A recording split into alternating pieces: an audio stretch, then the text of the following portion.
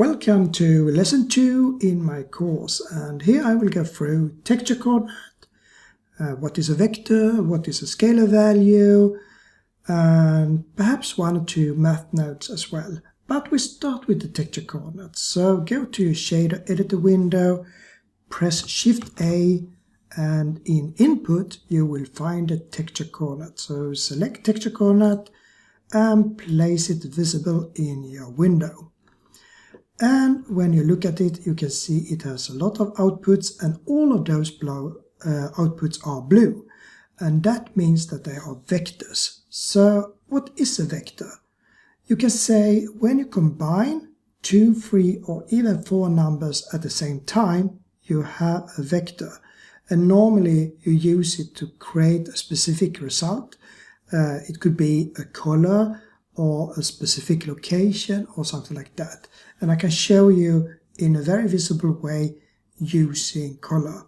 So if I press Shift A and go to input, you have the RGB node. So if I take that up and then select the white area here, you can see that it contains RGB and A. And RGB and A also have values. So R, G, and B all are like 0.5, and the A, which stands for alpha or opacity, has 1. So by combining these and changing them, you can get different colors. So let's say that you would like to have just yellow, then you change the blue into 0 and just use the same amount of red and green, and you have yellow as an output.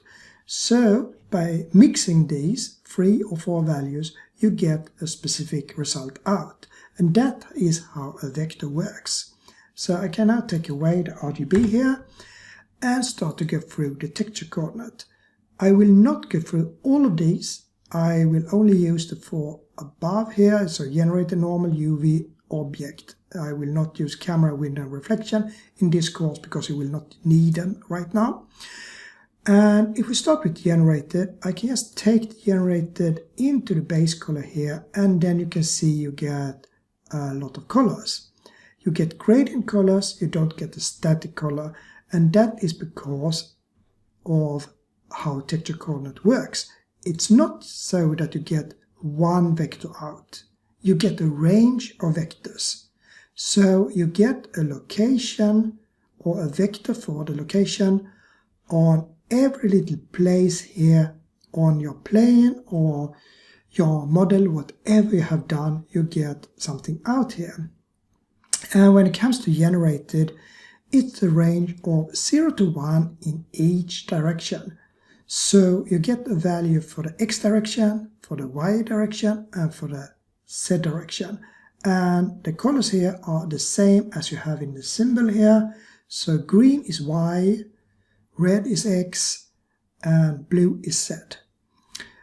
And it will always be 0 to 1 when it comes to generated. So even if you have a rectangular shape or something like that, it will be 0 to 1. So it starts with 0 in the left lower corner. It goes up to the top right corner where everything is 1. And that is so the reason, or what it will produce visually, is that if you have a rectangle, you will get a stretch texture. So if you put in like a noise or a brick texture, it will be stretched in the direction of the model. So if you have a rectangular model, it will be longer in the same way as the model is. So be a little bit careful by using the generated, since it will be deforming or distorting the texture depending on the way your model looks. So that was about the generated. Then we have a normal.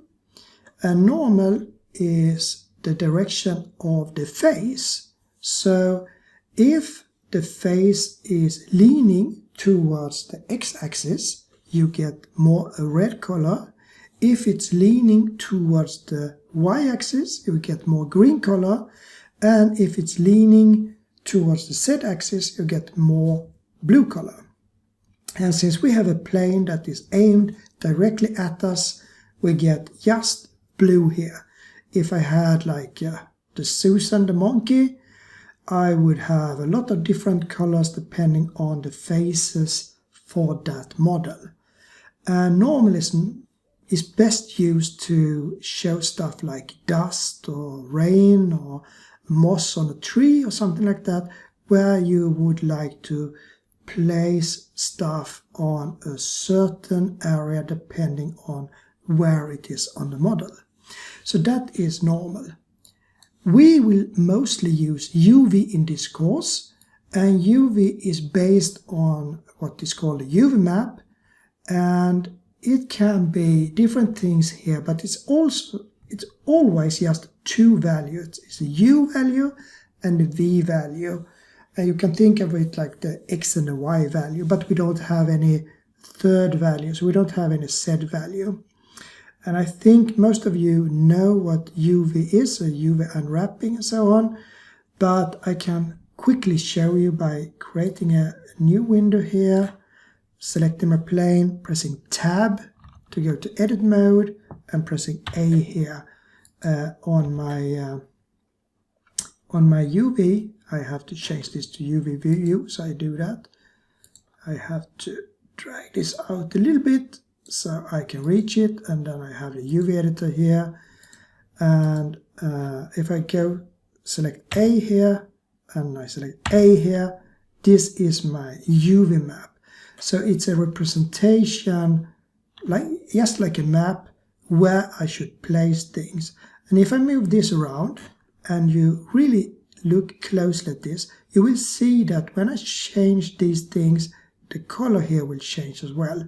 So say that I select this one and just move it around a bit, you can see that it's changing, so it gets brighter or it gets darker in the corner depending on where I have this one. So UV here is depending on what you have put in your map here. And if you have a very complex model, you have a lot of UV faces, but the UV, if I just select everything and just drag it out, the UV is always this square here. So it measures the placement of this thing here towards this square here. So the square is always 0 here, and then it is 1 and 1 here for the U and the V axis. So if I just move this thing here to this place here, then I move around this corner here, and now it's placed in the top here, which means it's U and it's V for that little vertex here is 1 and 1. If I now take it down here to the bottom, then this little thing here is 0 and 0, because this square here has its bottom part here, which is 0 and 0 for the U and the V. So how you place these will then change this. What we will do in this course is that we always will use the plane, and we will use the normal default setting here, which then matches the plane with the square below here. So we always have 0, 0, and in the top 1, 1. Now I will take away this window so we can see everything, and I will go out again so we have object mode here. So 0 to 1, but only in the U and the V direction, and that is what I will use mostly in this course. Then we have object, and we can create object also in the same way as we use with UV, but the thing with object is that instead of generating having the center in the corner here, it has the center in the center. So that means that we have 0 here, and everything that is below that point will be a negative value. So if we go down to this here, the left corner, it will be -1 for the X direction and -1 for the Y direction. And up here it will be a +1 for the X direction and a +1 for the Y direction.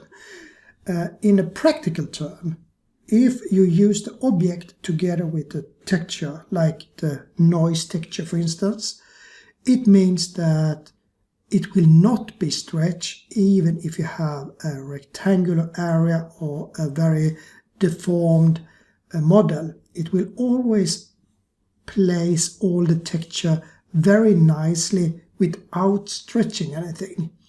So if using generated, stretched. If using object, non-stretched. So that is a good thing to think about. Okay, so now I've gone through all of these, and now you have a base. I will not do a lot of practical things with them right now, because every lesson I will show something that will make everything about these clearer and clearer. But what I will do now is transforming the vectors into scalar values. So I will take the UV, and here I can just drag out, and I can now select something called separate, which will break the vector into scalar values, which is the same as single values. So you will get, instead of a combination of x, y, z, you can take out the x, you can take out the y and z. And by that, you can concentrate on one direction at a time. So if I put the x as I did now, you can see in the x direction I have 0 in the beginning here in the left, and I have 1 in the right. And now we don't have any colors anymore, it's just black and white, it's 0 to 1.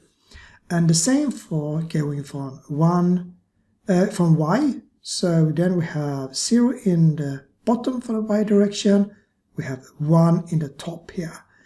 So we can do that in z as well, but that will always be black because we don't have any use for the z in the UV, because we only use 2 values in the UV. So this one it doesn't matter what you put here.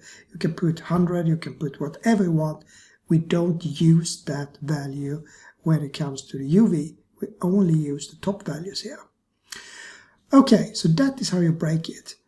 And now you can put 2 different types of math in here. So one math is vector math. And a vector math, that is changing all those values in the same time.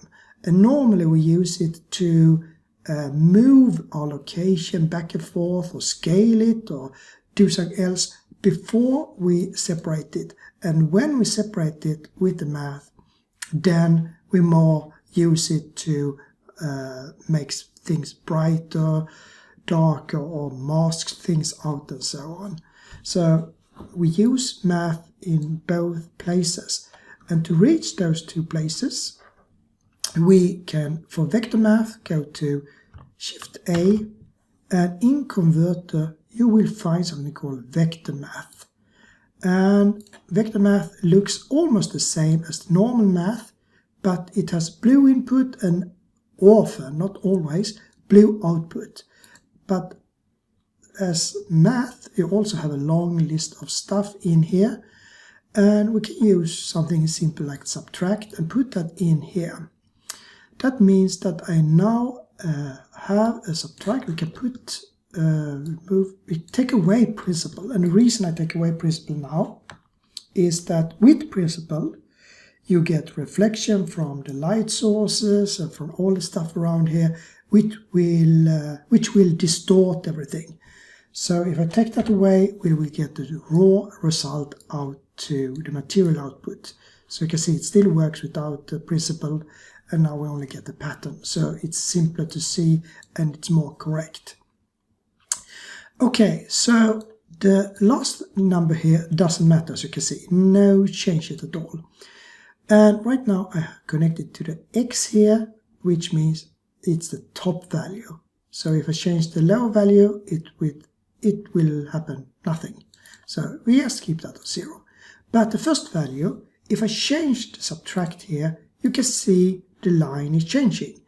And that is because we are now changing location by subtracting to 2 or 0.2, which means that everything here where you see the border between white and black, that is 0. everything that is left is the negative value. So by going up like this, you can then force it to go right to left, or if you use the y-axis, you can then force it to go up and down here. And since you're using this before here, you can do a combination between the x and y and do a lot of advanced mathematics in here to distort the way the location is represented before it goes out here. So here is always where you do all the patterns, and after this is more, as I said, masking white and blue, but also masking everything to white and black. You can, of course, a simple example like this, where negative here, positive here, that you can do here as well, of course. But the thing here is more that when I change this here and here, as I said, you can change the u and v in the same time. Here you have more that you only change one value at a time. But if I take this away and I put in the subtract here instead, you will see almost the same result. So Shift A, convert, and instead here I use the math.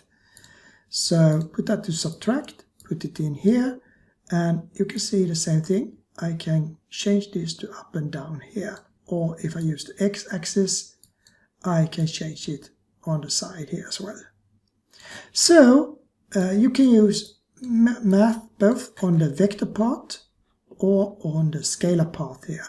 And in the next lessons, I will go through a lot of math and how you can tweak everything and combine it to make amazing patterns. But this is the base. So this is what you need to know, that you have a texture coordinate that will give you where things will change, the location of things, and it will give you a range. So it has a value often from 0 to 1 that you get out.